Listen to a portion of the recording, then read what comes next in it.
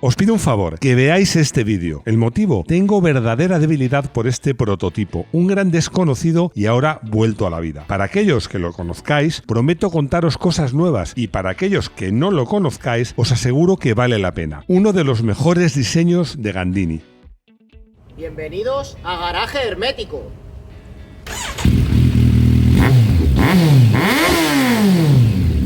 ¡Enciérrate con nosotros!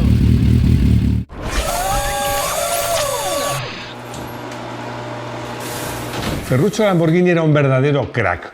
Fue un tío que se enfadó con Enzo Ferrari y decidió hacer unos coches mejores que él, competir con él. Y es que en pocos años fue y lo hizo. Hoy vamos a contar una pequeña parte de esa historia. Este vídeo podríamos decir que se ha escapado del área de miembros. Ya sabéis que en el área de miembros hago vídeos mucho más personales. Y es que este vídeo es uno de esos vídeos porque es de un coche que le tengo una adoración especial. Ya sabéis que el área de miembros es de pago, pero es 0,99 € al mes.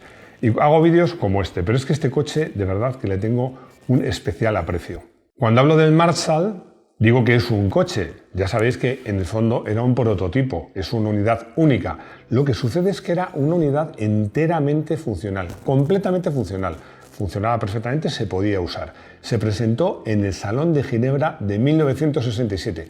Ya sabéis que yo nací el mismo año que Ayrton Senna, en el 60, y por tanto, cuando nació este coche, yo no lo conocí, era un niño. Por cierto, que acabo de estar en el Foro Slot y un garajista, Esteban, que le saludo desde aquí, me ha dicho una cosa y es que me ha pedido que, Rodrigo, que no te metas tanto conmigo por mi edad, que me da mucha caña. Además, ¿qué años tienes tú? ¿Se puede decir o también es secreto?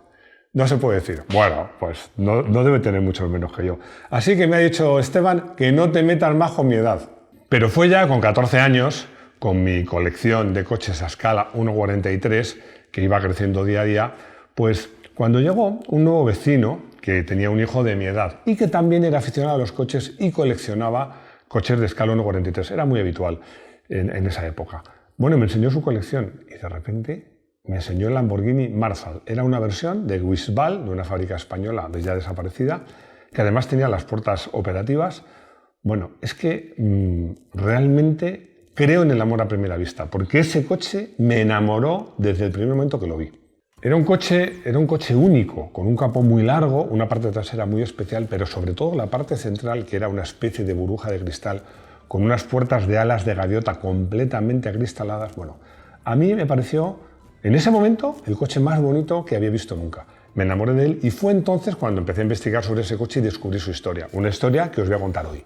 ¿Y por qué justamente ahora me ha dado por ahí? Pues porque la revista 0 a 100 me lo ha puesto muy fácil. En el último número dedica un reportaje a este coche, como siempre con información de primera y espectaculares fotos, algunas de las cuales podéis ver aquí. El contenido de este número 8 me ha gustado especialmente. No te puedes perder un extenso reportaje sobre la super restauración de varios Jaguar, escrito por el maestro Arturo de Andrés, y un reportaje sobre el Porsche 901, que no sabes cuál es, 0 a 100 te lo cuenta. ¿Y qué he hecho cuando me ha llegado este número? Pues comprar unos marcos para colgar estas láminas de estos dos cochazos. Recordad, 0 a 100 solo se vende online en el link que aparece en pantalla y que si eres garajista tienes descuento si introduces el código que figura en el texto descriptivo.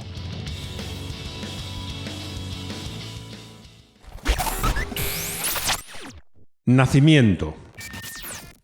En 1966, bueno, pues Lamborghini era una marca de gran éxito. ¿Por qué? Porque el Miura estaba de moda, se vendía muy bien. Lo que pasa es que Ferruccio Lamborghini quería ir más lejos. Quería hacer un Lamborghini de 4 plazas. Quería además que la marca pues, se oyera, sonara, estuviera en todos los eventos. Y bueno, pues pensó, habló con Bertone y le pidió, oye, ¿podemos hacer un prototipo de salón absolutamente impactante? Y en Bertone le dijeron, podemos. La suerte de Lamborghini es que en ese momento trabajaba para Bertone nada más y nada menos que Marcello Gandini, un maestro.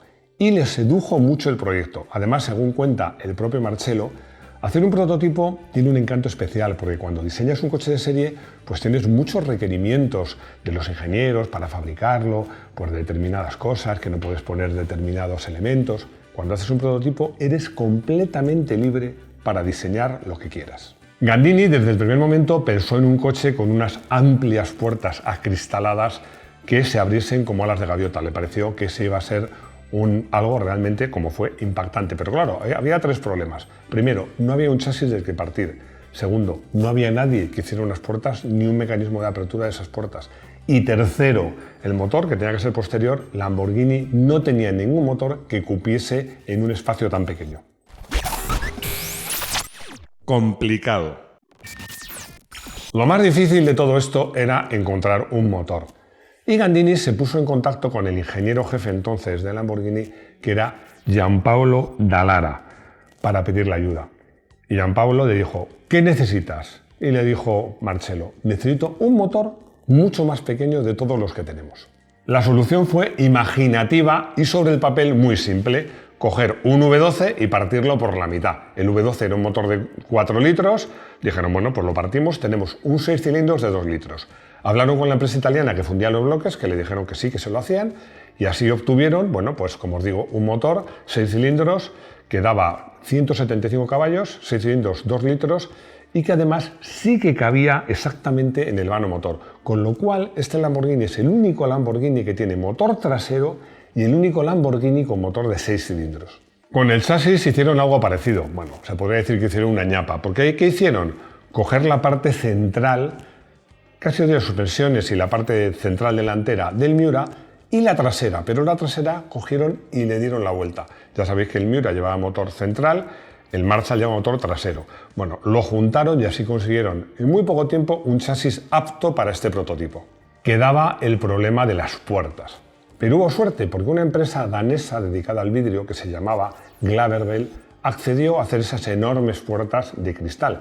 El problema era el sistema de apertura y ahí no encontraron que se lo hiciera. Bueno, pues hicieron un invento, cogiendo partes de bisagras de las puertas, partes de una cremallera de dirección. Bueno, al final lo solucionaron y el sistema de apertura lo hizo la propia Lamborghini. Fijaos que tanto las puertas como el sistema de apertura estaban tan bien resueltas que luego os contaré que el coche estuvo en una campa abandonada de intemperie durante años y no sufrió ningún desperfecto. ¿Damos una vuelta? Como os digo, el coche era completamente operativo. Te subías, dabas a la llave, arrancaba, funcionaba, pero no estaba puesto a punto, no estaba afinado.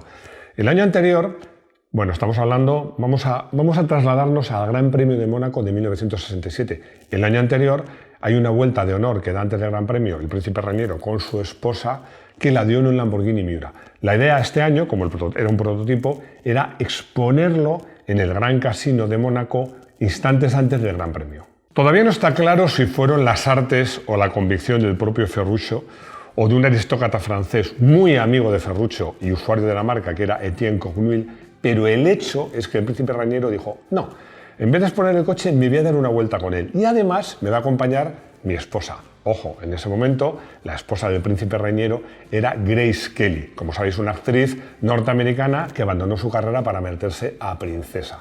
Bueno, fue todo un éxito. Todos en Lamborghini temblaban de miedo porque, como os digo, el coche no había ido rodando, había ido una grúa, no estaba afinado, no estaba puesto a punto y temían que pudiese pararse o romperse en cualquier momento, pero no fue así. Dio la vuelta sin ningún problema y además con la ventaja que como el coche era un escaparate con toda la parte central acristalada, se veía perfectamente al príncipe Reñero conducir y se veía perfectamente a la bellísima y estilosa Grace Kelly en el coche. Como os digo, todo un éxito y esas fotos dieron la vuelta al mundo. Marshall, no, Spada. El Marshall había nacido como prototipo, pero Ferruccio Lamborghini pues seguía con esa idea de que quería hacer un Lamborghini de 4 plazas. Pero el Marshall tenía un problema. Tenía el problema de la seguridad, del precio y del motor. Incluso en esa época y en esas fechas donde no existía, yo diría que la obsesión, que me parece bien, de la seguridad que hay hoy día, pues homologar un coche que las puertas laterales eran, las puertas laterales, ¿cuáles van a ser si no? Que eran de cristal y no ofrecía una seguridad en caso de choque, pues no hubiera sido nada fácil. Las puertas eran muy caras de fabricar, pero es que además había el problema del motor, que como os he comentado, era, entre comillas, un invento que daba 175 caballos, que para un Lamborghini, y sobre todo si querían competir, pues realmente parecían pocos. Bueno, lo que sí pasó es que el Marshall sirvió de inspiración para un coche que ya, ese sí, de 4 plazas, el Lamborghini Spada, nombre de otro toro, por cierto, que sí, que se llamaba motor V12. Y luego más adelante, en el año 1972, nació el Urraco, otro coche que me encanta y que en este caso, en vez de, porque el Spada lleva motor delantero, el Urraco lleva motor central V8 transversal. Bueno, Rodrigo me pide que haga un apunte. Estaba comentando lo del Urraco porque es un coche que, a pesar de tener motor central, era un 4 plazas. Bueno, realmente, tanto el Spada como el Urraco entrarían en esa categoría que se llama 2+2, que quiere decir que detrás van niños o también la maleta o la chaqueta, en fin, que son más prácticos que un biplaza. Mal vendido. El Marshall iba a ser enviado a los USA, a los Estados Unidos de Norteamérica, para ser expuesto, pero resulta que hubo un problema de aduanas, a resueltas del cual, bueno, pues se quedó ahí estancado y este pobre coche, un prototipo único, quedó en una campa del puerto de Génova un montón de años a la intemperie. Qué pena. Bertone finalmente lo rescató para ponerlo en su museo, pero el coche estaba muy deteriorado. Recordad que el motor era único, el chasis estaba oxidado, bueno, la tapicería, que era de cuero plateado, pues estaba en muy mal estado. Realmente, que yo sepa, nunca llegó a estar expuesto en condiciones en el Museo de Bertone, porque era una restauración cara y complicada. Pero en 2011, quien dio en quiebra fue Bertone. Y entonces el fisco italiano, la hacienda italiana, para sacar dinero de donde fuera, decidió subastar este coche. Y un coleccionista europeo lo compró y decidió no solo restaurarlo, sino dejarlo en su estado auténtico original. Bueno, a este señor hay que darle las gracias. La restauración fue una auténtica aventura. Bueno, lo del cuero de color plata fue lo de menos. Las puertas y su sistema funcionaban. El bastidor, el problema es que estaba muy oxidado. Hubo que sanearlo. Eso sí, al sanearlo encontraron recovecos donde vieron cómo era la pintura original y pintaron el coche exactamente en el color original. Y para el motor, en el fondo, acabó siendo lo más fácil porque, os he dicho, era medio V12, con lo cual, estando el bloque bien, todo el resto de las piezas eran compatibles con las piezas de los motores V12 de Lamborghini. ¿Cómo va? A ver, voy a ser sincero, no he tenido la enorme fortuna de probar este coche, me encantaría, y desde aquí lanzo un mensaje a ver si se animan a dejármelo, pero sí que he hablado con gente que de primera mano probó este coche. La verdad es que el coche tenía su cosa, porque os recuerdo que el motor era un 2 litros, 6 cilindros, evidentemente atmosférico, que daba 175 caballos. Tenía 3 carburadores dobles. Era complicadísimo de ponerlos a punto, pero incluso a punto era un motor que por debajo de 2000 vueltas casi ni redondeaba. Exige llevarlo por encima de las 3 o 4000 vueltas. Como decía, siempre lo digo, decía mi padre, hay que llevarlo alegre. Otro rasgo peculiar es que la dirección es muy directa, pero quizá lo más llamativo de este coche, cuando te subes a él, y todo el mundo que se ha subido, incluso con el coche parado, lo dice, es que resulta chocante ir sentado tan bajito y además en una burbuja de cristal. O sea, es que tienes una visibilidad absoluta. Por detrás no, porque el capó serificado sube hasta arriba, solo ves por los espejos, como si fueras una furgoneta. Pero para arriba, a los lados y hacia adelante, la visibilidad es espectacularmente buena. No lo he dicho en todo el vídeo, pero seguro que os lo imagináis. A pesar del nombre tan peculiar de Marshall, es el nombre de un toro. Bueno, la verdad es que he disfrutado mucho con la lectura de este artículo, con las fotos de 0 a 100, porque, como os digo, es un coche por el que todavía hoy tengo debilidad. Y es que me enamoré a primera vista con 14 años y sigo enamorado de este coche.